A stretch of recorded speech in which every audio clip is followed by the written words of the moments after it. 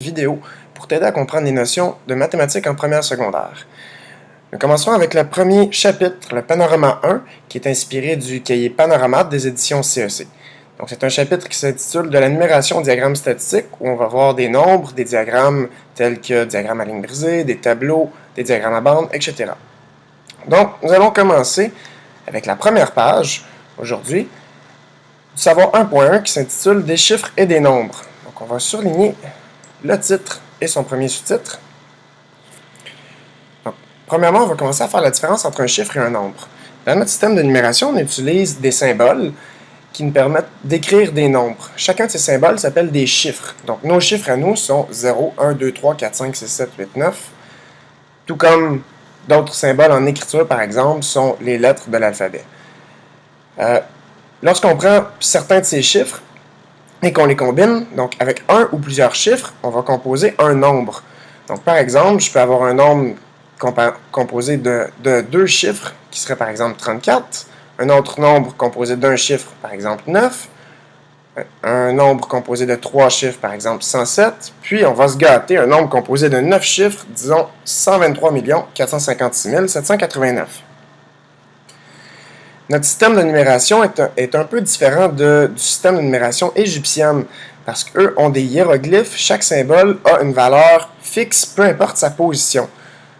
Nous, dans notre système de numération, la valeur associée à un chiffre dépend de la position de ce chiffre. Donc, le 7, par exemple, ici, est à la position des unités, ne vaut pas la même chose que le 7 ici, qui est à la position des centaines, contrairement au hiéroglyphe égyptien, qui, par exemple, le pharaon, peu importe où il est placé, il vaut 1 million.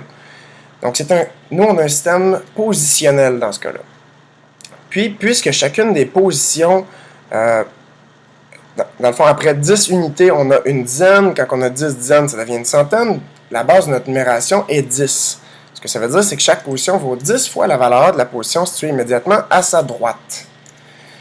Donc, si je regarde ici les positions, ce que ça veut dire, c'est que l'unité de milliard, ici, est 10 fois plus qu'une centaine de millions, qui est 10 fois plus qu'une dizaine de millions, qui est 10 fois plus qu'une unité de million, 10 fois plus qu'une centaine de mille, qu'une dizaine de mille, qu'une unité de mille, qui est 10 fois plus qu'une centaine, qu'une dizaine, qu'une unité.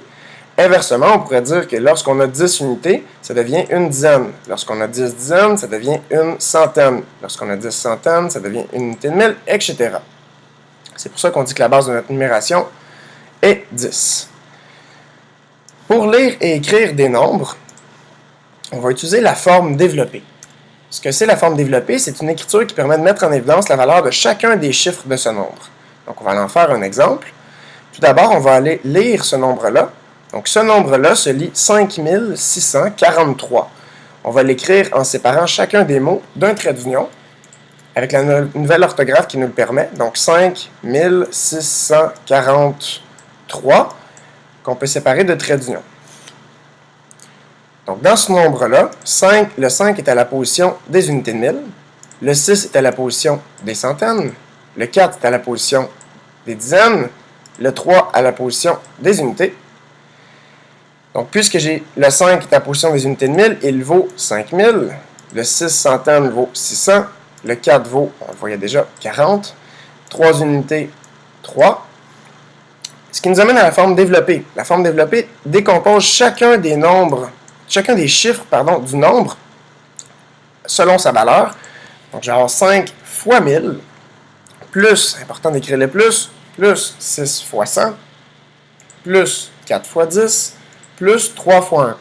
Donc, voilà pour la première page de tes notes de cours. Ce que nous verrons dans la prochaine page de notes de cours, c'est certains exemples encore avec la forme développée, puis l'ordre entre les nombres, comment placer en ordre croissant, décroissant ou sur une droite numérique. Merci.